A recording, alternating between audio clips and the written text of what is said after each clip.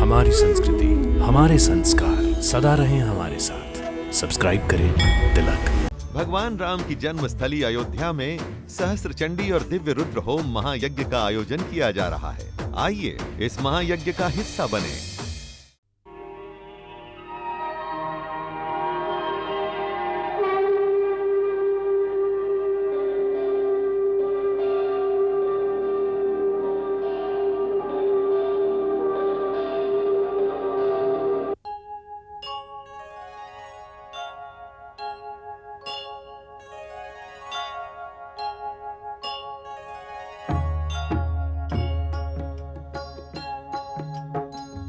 सीताराम चरित अति पावन, मधुर सरस अरु अति मन भावन।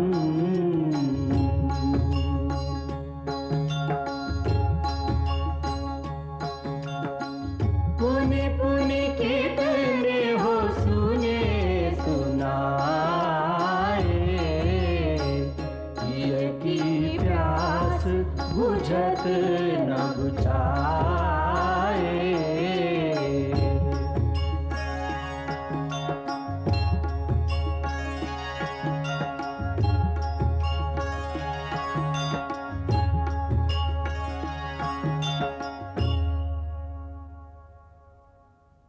श्री रघुवीर उदारता को सकहि बखान, सदा सकल को देत प्रभु, दया क्षमा को दान।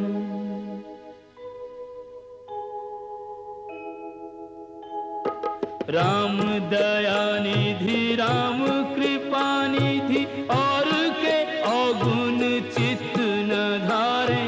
पतित उदाहरण प्रभु बिन कारण, पापिन को पार उतारे।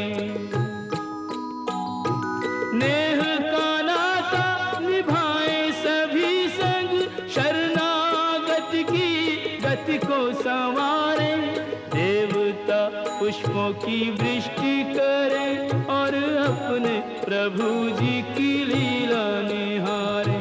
अपने प्रभु जी की लीला निहारे।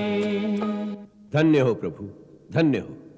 जिस नारी ने प्रपंच रचाकर रघुकुल के सुख सौभाग्य में आग लगाई, आपको माता सीता के साथ 14 वर्ष वन वन भटकाया, उसका भी मां कहकर सम्मान कर रहे हो। आप क्षमा और दया की सीमा है। आपकी महिमा अपरंपार है रघुनंदन। हे देव ऋषि नारद,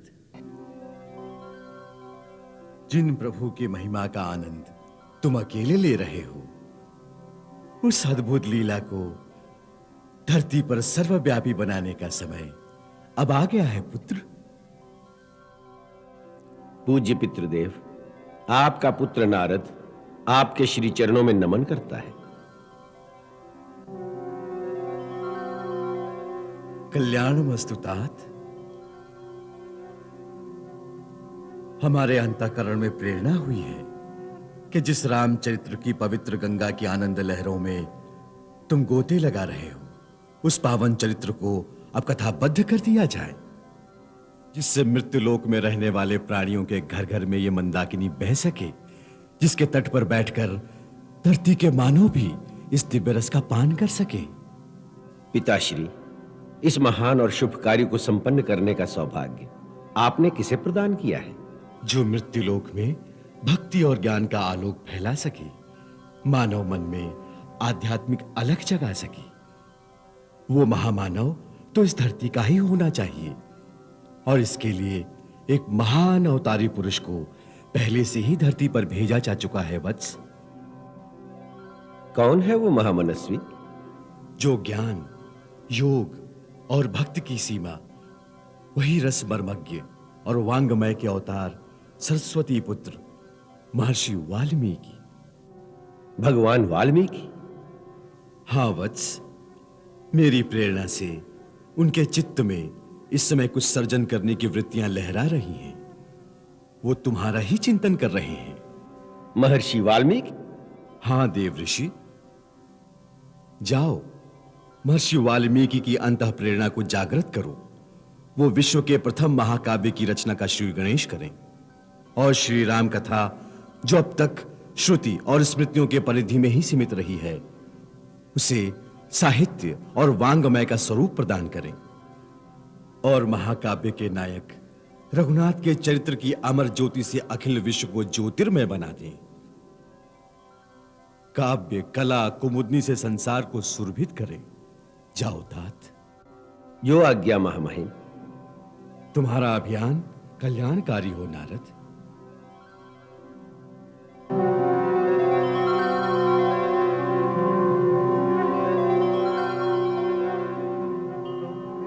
नमामि नारायणाय, तुभ्यं नमामि जगदीश्वराय, हे लक्ष्मीकान्तं तुभ्यं नमामि, हे शान्ताकारं तुभ्यं नमामि, तुभ्यं नमामि नारायणाय, पक्षीराज गरुड़। तुभ्यं नमामि जगदीश्वराय, हे लक्ष्मीकान्तं तुभ्यं नमामि, हे शान्ताकारं तुभ्यं नमामि। महामुनि, गरुड़ का प्रणाम स्वीकार करें। प्रणाम पक्षीराज। आप यहां? आपके प्रभु त्रिलोकीनाथ भगवान का इस समय धरती पर राज्याभिषेक हो रहा है। बहुत से देवता उस दैवीय दृश्य को देखने मानव रूप में अयोध्या गए हुए हैं। इस समय आपको भी वहीं होना चाहिए था। ऐसे दिव्य दृश्य बड़े दुर्लभ होते हैं। हे मुनीश्वर, आपने जो श्री राम के लिए यह कहा कि वो मेरे प्रभु त्रिलोकीनाथ भगवान हैं, क्या ये सत्य है? क्या वो सचमुच विष्णु का अवतार है या केवल एक मानव मात्र? यही बात तो मैं आपसे पूछने आया हूं, जिससे आप मेरी शंका का निवारण कर सके। माया के जाल में फंसे हुए मानव के मन में मोह तो होना स्वाभाविक है, परंतु आप जैसे परलोकवासी जो स्वयं प्रभु की सेवा में सर्वदा रहते हैं, उनको भी अज्ञान और मोह ने इस प्रकार भ्रमित कर दिया। बड़े आश्चर्य की बात है। यह कैसे हुआ? मैंने सुना था कि जो व्यापक परम ब्रह्म है वो मोह माया से परे परमेश्वर है। उन्होंने ही जगत में अवतार लिया है। परंतु उस दिन जब आपने मुझे श्री रामचंद्र को नागपाश से मुक्त कराने के लिए भेजा, तो वहां जाकर मैंने श्री राम को ऐसी विवश अवस्था में देखा कि उसमें एक अवतार का कोई चिन्ह नहीं था, जिसका नाम जपने से ही मनुष्य संसार के बंधनों से छूट जाते हैं। वो स्वयं नागपाश के बंधनों में बंधा पड़ा था और मैंने उसे जाकर उस बंधन से मुक्त किया। तो कैसा भगवान? उस दिन से हर भांति मन को समझाता हूं, परंतु मन का भ्रम नहीं जाता। अंत में थककर आपके पास यही पूछने आया हूं कि मेरी शंका सत्य है कि नहीं। हे गरुड़ जी, मुझे आप पर दया आ रही है। आपको देखकर श्री राम की माया की प्रबलता दिखाई दे रही है। जो ज्ञान इन कर चित्त अपहरई, बरियाई विमोह मन करई, जेहि बहुबार न चावा मोही, सोई व्यापी विहंग पति तोही। उनकी माया महाज्ञानियों के मन को भी मोह लेती है। आपका क्या दोष है? उनकी माया के आक्रमण से आज तक कोई नहीं बचा। मुझे भी तो बहुत बार नचाया है उसने। वही माया आपको भी व्याप गई है। इसका अतिशीघ्र उपचार करना चाहिए। तीनों लोक में केवल भगवान शिव हैं जिन्हें उनकी माया नहीं व्याप सकती। वही इसके मर्मज्ञ हैं। श्री राम उनकी पूजा करते हैं और वो श्री राम की। इसलिए आप सीधे उनके चरणों में चले जाइए। वही आपको इससे उद्धार का मार्ग दिखाएंगे। मैं तो समझा था कि आप मेरी सहायता करेंगे, लेकिन आप मुझे वहां भेज रहे हैं। मैं इस समय पितृदेव की आज्ञा से महर्षि वाल्मीकि से मिलने मृत्युलोक में जा रहा हूं। मेरा कहना मानिए, आपके इस महारोग का एक ही वैद्य है, भगवान शंकर। वही आपको मार्ग दिखाएंगे।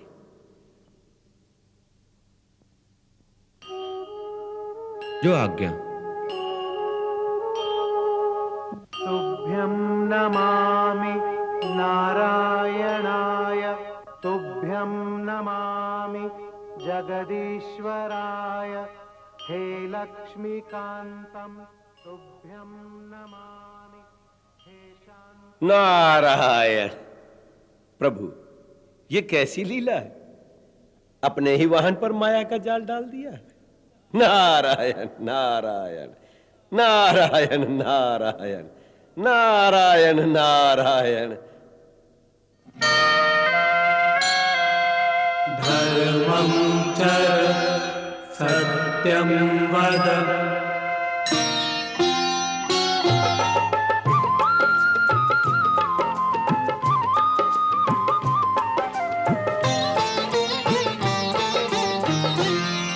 गरुड़ को हो गया रे अभिमान, गरुड़ को हो गया रे अभिमान।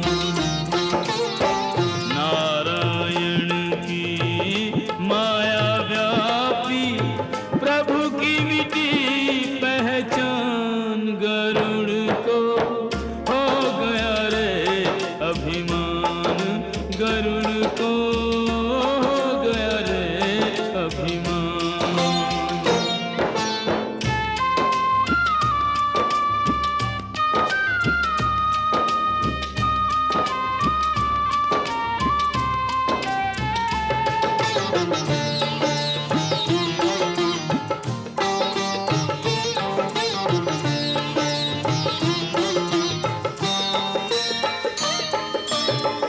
सुन नारद के वचन उदारा, शिव पे ही गया भरम का मारा। शिव वैरागी, शिव महात्यागी, भोलेनाथ भगत अनुरागी, सब जीवों के सब दुख हरते, शिव करते कल्याण, गरुड़ को हो गया रे अभिमान, गरुड़ को हो गया रे अभिमान। त्राहिमाम, त्राहिमाम। आइए गरुड़ जी। क्या बात है पक्षीराज, कुछ शंकाग्रस्त दिखाई दे रहे हो? प्रभु, आप तो घटघट वासी हैं, आपसे कुछ छुपा हुआ नहीं है। सचमुच ही मैं एक बड़ी शंका में फंस गया हूं। शंका? किसके बारे में? श्री राम के बारे में। अपने प्रभु के बारे में शंका कर रहे हो खगराज? यह विचार आपके मन में आया कैसे? भगवान, जब महर्षि नारद के कहने पर मैं श्री राम और लक्ष्मण को नागपाश से मुक्त करने लंका गया, तो वहां मैंने उन्हें बड़ी दीन अवस्था में देखा। नागपाश में बंधे मरनासन थे। जब मैंने उनका बंधन काटा, तब उनकी चेतना जागी। ये सब देखकर मेरे मन में यह प्रश्न उठा कि जिनका नाम लेने से प्राणी संसार के बंधनों से छूट जाते हैं, वही प्रभु एक तुच्छ राक्षस द्वारा नागपाश में बंधे पड़े हैं। जिनकी मुक्ति मेरे द्वारा हुई है, वो कैसा भगवान? बस प्रभु, तब से मेरे चित्त में शांति नहीं रही, इसलिए आपके श्री चरणों में आया हूं। मेरा पथ प्रदर्शन कीजिए, जिससे मेरे मन का भ्रम मिट जाए। यह भ्रम ही है आपके मन का पक्षीराज। प्रभु की माया बड़ी प्रबल है, वो बड़ों बड़ों को नचा देती है। उसी माया ने आपको अपने जाल में फंसाकर आपके विश्वास को भ्रमित कर दिया है। इसका उपचार शीघ्र कर लीजिए, वरना कई योनियों तक भटकते फिरोगे। मुझे नारद जी ने इसीलिए आपके पास भेजा है कि आप ही मुझे इस जाल से मुक्त करा दें। आपका रोग ऐसा है खगराज, जिसका उपचार एक दिन में नहीं हो सकता। इसके लिए दीर्घ काल तक निरंतर सत्संग की आवश्यकता है। ऐसा सत्संग जहां सदा राम कथा की गंगा अविरल बहती रहे। उसी राम कथा रूपी मंदाकिनी की लहरों में डूबकर आपको अपने प्रभु के चरणों में अटल अनुराग प्राप्त होगा। फिर आप माया के जाल में नहीं फंसेंगे। बिनु सत्संग न हरि कथा, तेहु बिनु मोह न भाग। मोह गए बिनु राम पद, होई न दृढ़ अनुराग। और सत्य तो यह है, मिली है न रघुपति बिनु अनुरागा। किए जोग तप ज्ञान विरागा। मुझे ऐसा सत्संग कहां प्राप्त होगा प्रभु? मैं आपको एक ऐसे स्थान पर भेजता हूं जहां नित्य निरंतर राम कथा ही गाई जाती है। सुमेरु पर्वत की उत्तर दिशा में एक बहुत सुंदर नील पर्वत है। उस पर्वत पर एक सुंदर छोटा सा सरोवर है। उसी स्थान पर आपको श्री राम के परम भक्त महात्मा काकभूषणी बैठे हुए मिलेंगे। वहां पर वो नित्य निरंतर राम कथा सुनाते हैं। बड़े बड़े देवता, गंधर्व, किन्नर, सिद्ध ऋषि मुनि वह पक्षियों के रूप में अथवा अदृश्य रूप में उस तीर्थ में आकर उनसे कथा सुनते रहते हैं। आप उनकी शरण में जाइए, कुछ काल तक उनका सत्संग करिए, आपका उद्धार हो जाएगा। जो आज्ञा प्रभु। कल्याण हो। तुभ्यं नमामि नारायणाय, तुभ्यं नमामि जगदीश्वराय। हे लक्ष्मीकान्तं तुभ्यं नमामि। हे शान्ताकारं। प्रभु, ये कैसी लीला है? ये स्वयं प्रभु के वाहन हैं। उड़ते हैं तो इनके पंखों से वेद ध्वनि होती है। ये भी माया के जाल में आ गए। हे भवानी, प्रभु की माया कितनी प्रबल है। देवी, पक्षीराज मेरी शरण में आए थे। मैं भी उनका कल्याण कर सकता था, परंतु मैंने जो उन्हें आगे भेज दिया उसके दो कारण हैं। पहला ये कि इन्हें अभिमान हो गया है। इनका अभिमान तोड़ना आवश्यक था। वो पक्षियों के राजा हैं और कौआ पक्षियों में निखित पक्षी माना जाता है, जिसे चांडाल पक्षी भी कहते हैं। सो जब पक्षीराज ये कौए के सामने नतमस्तक होकर भक्ति की याचना करेंगे तो उनका अभिमान स्वयं ही नष्ट हो जाएगा। दूसरा कारण ये, जिस शिखर पर महात्मा काकभूषणी का वास है उसके चारों ओर एक एक योजन तक प्राणियों में नास्तिकता, हिंसा, अज्ञान नहीं रहता। माया और अविद्या उस नील पर्वत के निकट आ ही नहीं सकती। गरुड़ जी जैसे ही काकभूषणी के प्रभाव क्षेत्र के अंदर जाएंगे तो उनके मन से माया, अहंकार, अज्ञान सब उसी क्षण दूर हो जाएगा। धर्मं चर सत्यं वद।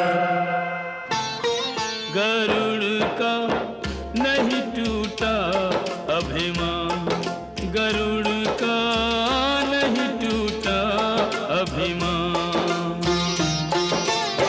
नीलगिरी की ओर चला रे शिव का कहना मान, गरुड़ का नहीं टूटा अभिमान, गरुड़ का नहीं टूटा अभिमान।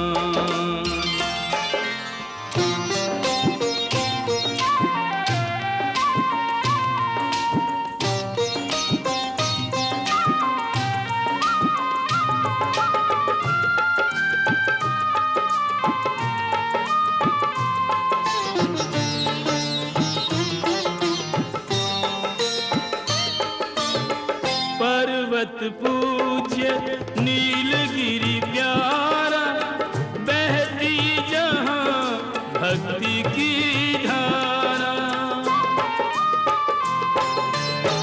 नित गावे यहाँ राम प्रसंगा, काग भुषुंडी राम रंग रंगा। इस पर्वत के निकट जो आवे, शंका मोह स्वयं मिट जावे। यहाँ पहुँच कर गया गरुड़ का मिथ्या मत अज्ञान, गरुड़ का चूर हुआ रे अभिमान, गरुड़ का चूर हुआ अभिमान। काग भुषुंडी के वास से पर्वत हो गया तीर्थ स्थान, करें सब राम कथा रस पान।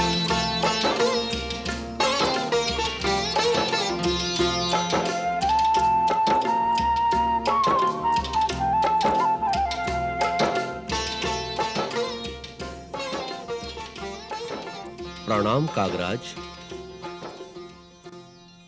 अरे अरे पक्षीराज, ये क्या? आप तो हमारे राजा हैं। स्वामी, आप आसन ग्रहण करें और मुझे आज्ञा दें कि मैं आपकी क्या सेवा करूं। सेवा में तो मैं आया हूं। हे कागराज, आहा, क्या विनम्रता है। स्वयं भगवान शिव ने अपने श्रीमुख से जो आपकी बड़ाई की है, आप सचमुच उस प्रशंसा के योग्य हैं। पक्षीराज, ये तो देवाधिदेव का अपने सेवक पर विशेष स्नेह है, जो वो ऐसा कहते हैं। प्रभु, मैं माया जनित मोह में फंस गया था। उसी कारण मुझे पहले महर्षि नारद ने भगवान शिव के पास भेजा और भगवान शिव ने आपके चरणों में भेज दिया कि आप ही मुझे मोह माया के जाल से मुक्ति दिलाएंगे। परंतु आपके तप और शक्ति का ऐसा प्रभाव है कि इस पर्वत के पास आते ही मेरे मन से सारा संदेह और भ्रम अनायास ही दूर हो गया और चित्त में विवेक का प्रकाश स्वयं ही उदय हो गया है। ये सब आप जैसे परम भक्त के पुण्य प्रताप से हुआ है। नहीं खगराज, ये तो जा पर कृपा राम की हुई, वही संसार में बड़ा बन जाता है। अपना जोग, तप, ज्ञान कुछ काम नहीं करता। प्रभु जिस पर दयालु हो जाते हैं, उसे अपनी भक्ति सौंप देते हैं। उसी भक्ति की गंगा में नहाने आया हूं प्रभु। मुझे कुछ काल यहां रहने की अनुमति दीजिए, जिससे मैं यहां पर निरंतर बहती हुई हरि कथा मंदाकिनी में नित्य स्नान करके अपने तन, मन और जीवन को पवित्र कर सकूं, कि फिर मेरे मन में कभी ऐसा भ्रम, ऐसा मोह उत्पन्न ना हो। अब मैं सोचता हूं कि मैंने श्री राम का नागपाश काटते समय कैसे अपने प्रभु को एक साधारण नर समझ लिया था, तो मुझे लज्जा आती है, मन में बड़ा खेद होता है। वो तो नारद जी ने मुझे ठीक मार्ग पर लगा दिया, नहीं तो ना जाने मैं कब तक भटकता रहता। मैं उन्हें शत शत प्रणाम करता हूं। नारद जी तो परम भक्त, परम ज्ञानी और परम दयालु हैं। वो सबके लिए वंदनीय हैं। महात्मा नारद, आपकी जय हो।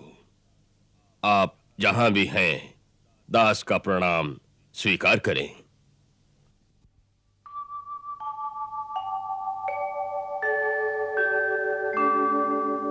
नारायण नारायण श्रीमन्नारायण नारायण नारायण नारायण नारायण श्रीमन्नारायण नारायण नारायण। नारद जी इस समय मृत्युलोक की ओर जा रहे हैं। हाँ, कहते थे महर्षि वाल्मीकि के पास जा रहा हूं।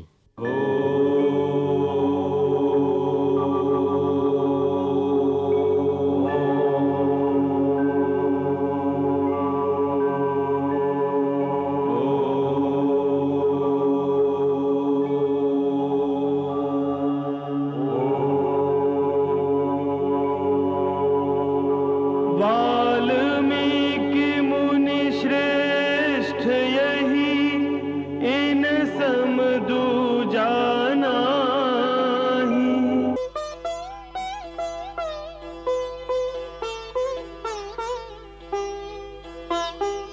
नमो नारायण। नारायण नारायण। देव ऋषि, आपका स्वागत है। आपके पधारने से वाल्मीकि की कुटिया पावन हो गई। देवता, आसन ग्रहण करें।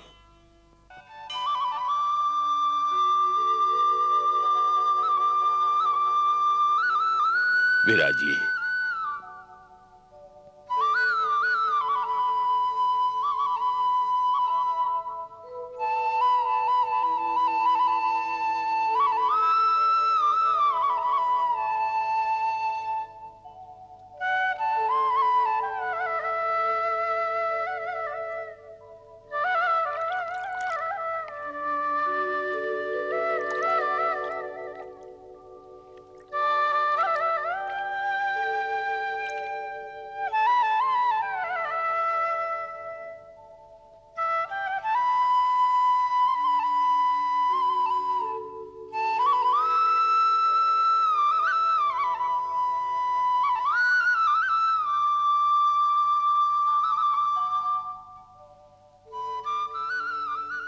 भगवान, आपके आश्रम में आने से ऐसा लगता है जैसे सारे तीर्थों का पुण्य एक साथ मिल गया हो।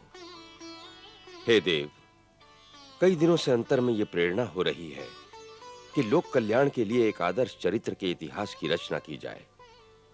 ये जानने के लिए कि आज की सृष्टि में ऐसा महामानव कौन है जिसके चरित्र का वर्णन करने से संसार का कल्याण हो, मानव उससे शिक्षा ग्रहण करे और उसके द्वारा जो उपदेश दिया जाए वो धर्म, अर्थ, काम और मोक्ष प्रदान करने वाला हो। ऐसे पात्र का चिंतन करते हुए मन बार-बार आपके चरणों की ओर आकर्षित हो रहा था, क्योंकि आप सर्वदा तीनों लोकों में स्वच्छंद विचरते हैं। इसलिए केवल आप ही मेरे इन प्रश्नों का उत्तर दे सकते हैं कि आज संसार में ऐसा पात्र कौन है जो गुणवान, वीर्यवान, धर्मज्ञ, उपकार मानने वाला, सच बोलने वाला और दृढ़ प्रतिज्ञ हो। ऐसा कौन है जो सदाचारी है, समस्त प्राणियों का हित करने वाला, विद्वान, समर्थशाली और प्रियदर्शन है। ऐसा कौन है जो मन पर अधिकार रखने वाला है, जो क्रोध को जीतने वाला है, कांतिमान है और किसी की भी निंदा नहीं करता। ऐसा परमवीर वो कौन है जिसके संग्राम में कुपित होने पर देवता भी भयभीत हो उठते हैं। महर्षि, मैं ये सब जानने के लिए बहुत उत्सुक हूं और आप ऐसे पुरुष को जानने में समर्थ हैं, इसलिए मुझे ये सब बताने की कृपा करें जिससे मेरी रचना सार्थक हो। महर्षि वाल्मीकि, आपके अंतर में जो इतिहास रचना की इच्छा प्रकट हुई है, यह परमपिता श्री ब्रह्मा जी की प्रेरणा से हुई है। आपने जिस पात्र, जिस चरित्र को अपने इतिहास का नायक बनाने की इच्छा प्रकट की है, वह उचित ही है, क्योंकि शास्त्र ने भी इतिहास की परिभाषा यही की है कि धर्मार्थ काम मोक्षाणम उपदेश समन्वितम पूर्ववृतम कथायुक्तम इतिहासम प्रियक्षते। ऐसा पूर्व वृत्तांत जिसमें कथा का रस हो और जिसमें ऐसा उपदेश भी हो जो मनुष्य को धर्म, अर्थ, काम और मोक्ष प्राप्त करने में सहायता दे, वही इतिहास कहलाने योग्य है। ऐसे ही एक अनुपम इतिहास की रचना के लिए ब्रह्मा जी ने आपका चयन किया है। इस महान कार्य के लिए समस्त संसारवासी युगों युगों तक आपके ऋणी रहेंगे और आपकी पूजा करते रहेंगे। मैं ये भी देख रहा हूं कि आगे चलकर ऐसे घटना चक्र होने वाले हैं जिसमें स्वयं आपको भी एक मुख्य भूमिका निभानी होगी।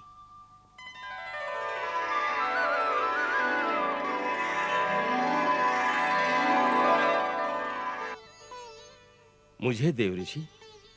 हां महर्षि, आप भी उस इतिहास के एक महत्वपूर्ण पात्र होंगे। परंतु आपने मुझे यह तो बताया ही नहीं कि उस इतिहास का नायक कौन होगा। अब मैं आपके उसी प्रश्न का उत्तर देता हूं कि जो गुण आपने वर्णन किए हैं, उन समस्त गुणों को धारण करने वाले आज तीनों लोकों में एक ही महापुरुष हैं। कौन है वो? वो इक्ष्वाकु वंश में उत्पन्न हुए हैं और जगत में राम के नाम से विख्यात हैं।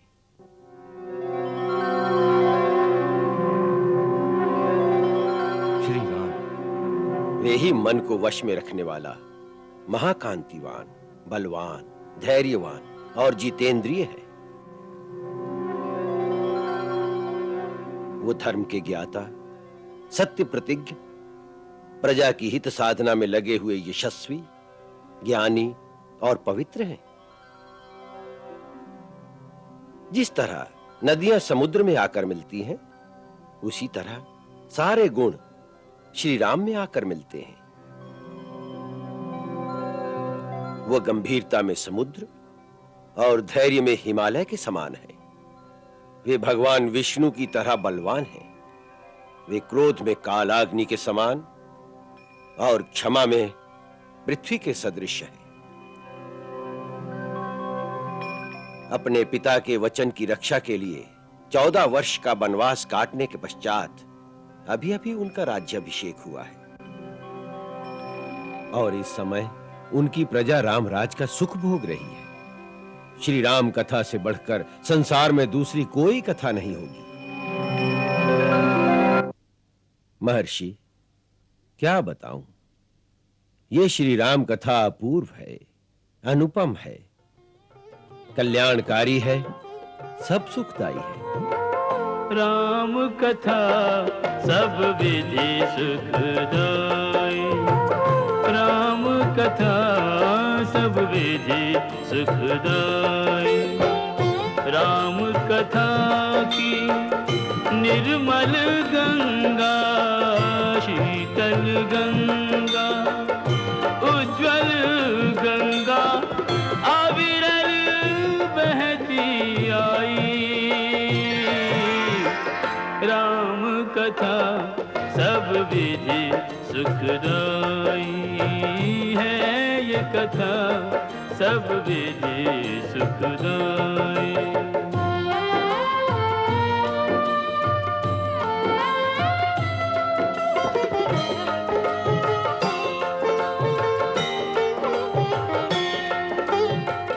इस गंगा के दोनों तीर, एक सीता दूजे रघुवीर। उच्च हिमालय दशरथ भूप, कौशल्या गंगोत्री रूप। राम लखन और भरत शत्रुघ्न, चार दिशा में चक्रवर्ती सम चर्चित चारों भाई। राम कथा सब विधि सुखदाई।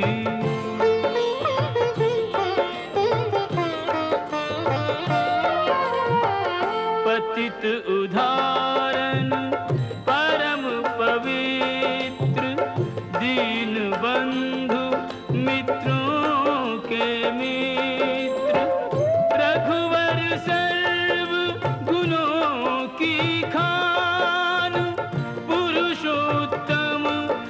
सक्षम भगवान, तीन लोक में एक न ऐसा सहज स्वभावी, सब में व्यापक श्रीयुत श्री रघुराई।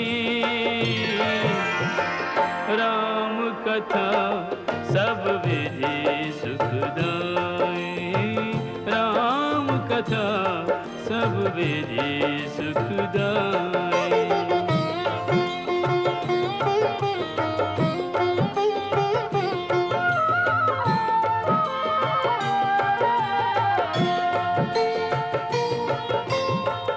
नारद शारद शेष महेश, कहत थके आवे नहीं शेष।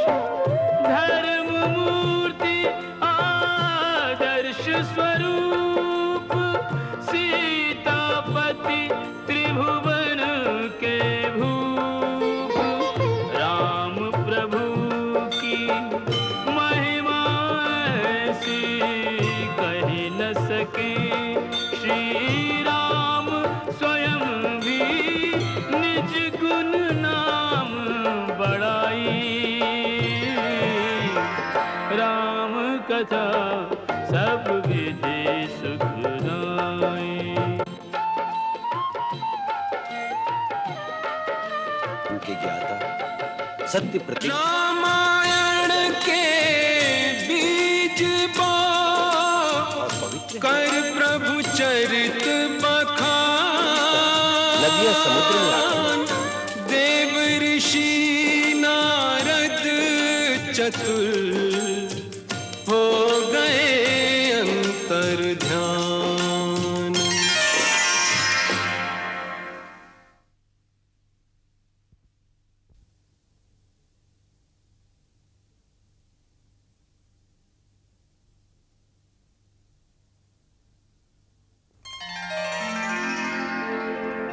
मानस माही संजोय के वैदेही रघुवीर, संध्या वंदन को चले ऋषिवर तम साती।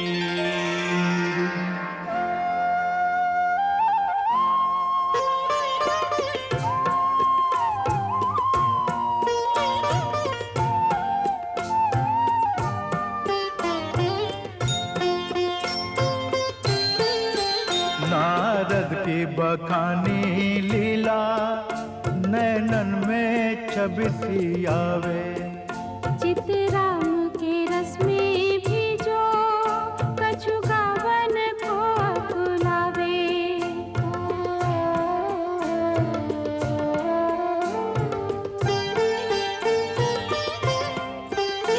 नदिया का बहता पानी, कल कल की वाणी बोले। वहाँ पे कल क्रंच का जोड़ा, कामातुर होकर डोले।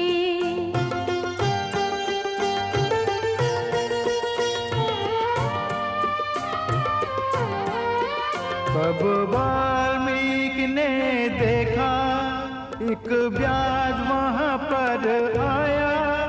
रत क्रीड़ा करते जोड़े पर, निर्मम ने बाण चलाया।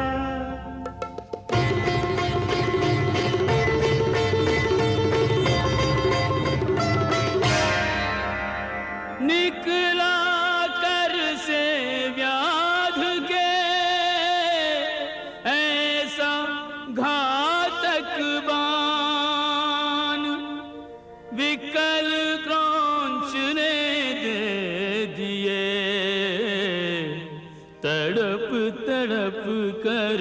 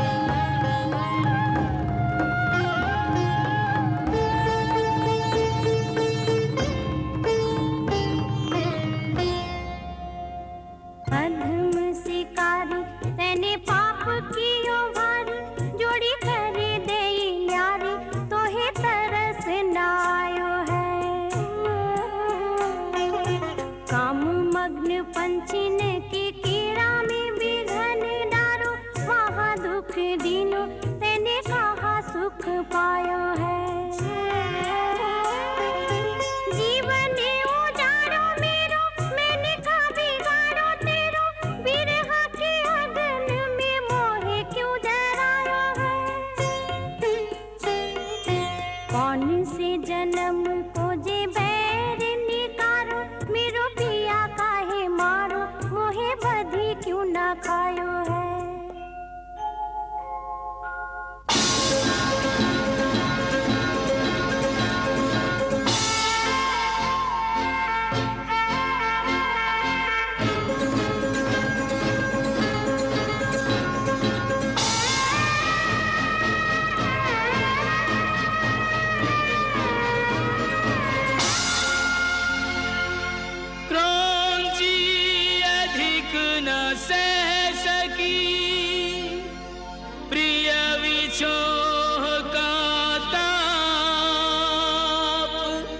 ऋषि ने पंछी देख मृत,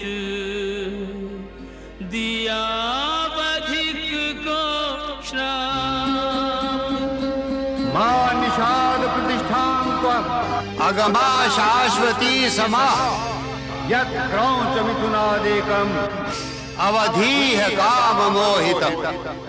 पल भर शांति न पाएगा तू जीवन भर व्याध, तूने काम निमग्न खग मारा बिन अपराध।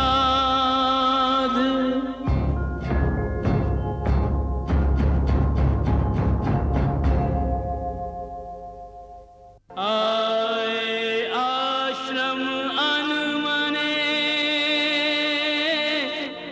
मुनिवर अधिक अधीर, सोच रहे किससे कहें अंतरतम की पीर,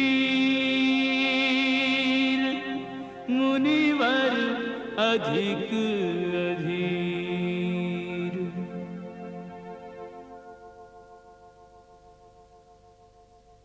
गुरुदेव,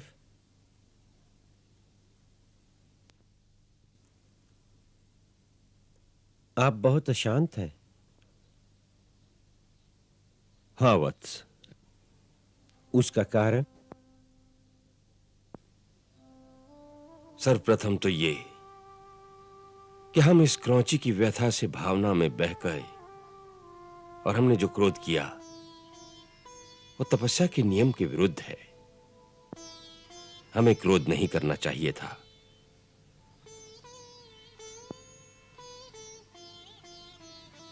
सब प्राणी अपने अपने कर्मानुसार फल भोगते हैं। क्रौंची ने अपना फल भोगा, विराट उसका फल भोगेगा। फिर भी मैंने जो उसे श्राप दिया कि तुझे नित्य निरंतर कहीं शांति न मिले, यह अनुचित ही था। कितना भयंकर श्राप था। मां निषाद प्रतिष्ठां त्वम् अगमा शाश्वती समा, यत् क्रौंच मिथुनादेकम् अवधीह काम मोहितम्।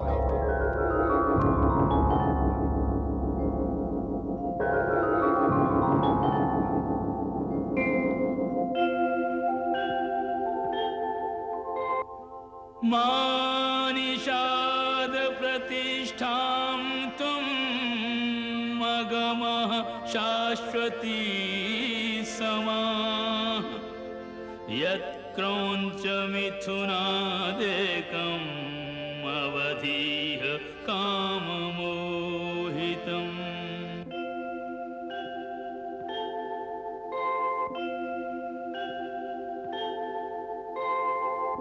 मां निषाद प्रतिष्ठां त्वम् मगमः शाश्वती समा, यत् क्रौंच मिथुनादेकम् अवधीः काममोहितम्। अवधीः काममोहितम्। अवधीः काममोहितम्।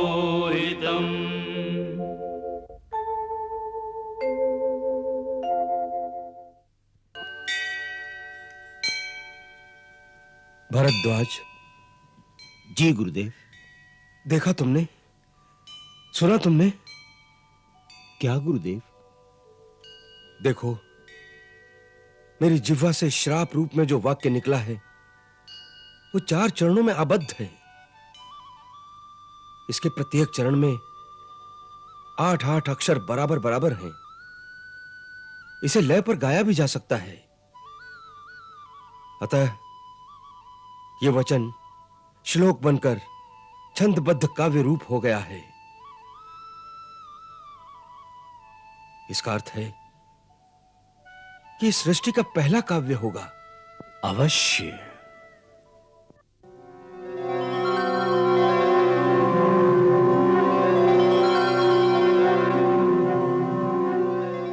प्रणाम ब्रह्मदेव।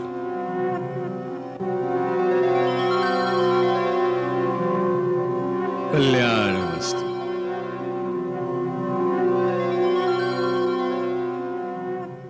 मंगल भवन अमंगल हारी, प्रभु सुदशरथ अजिर बिहारी।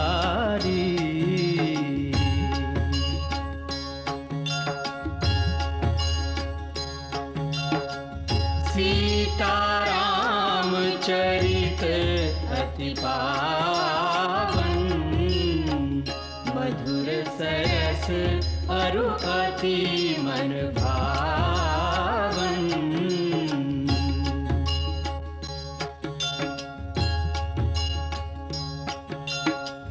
पुनि पुनि कितने हो सुने सुनाए,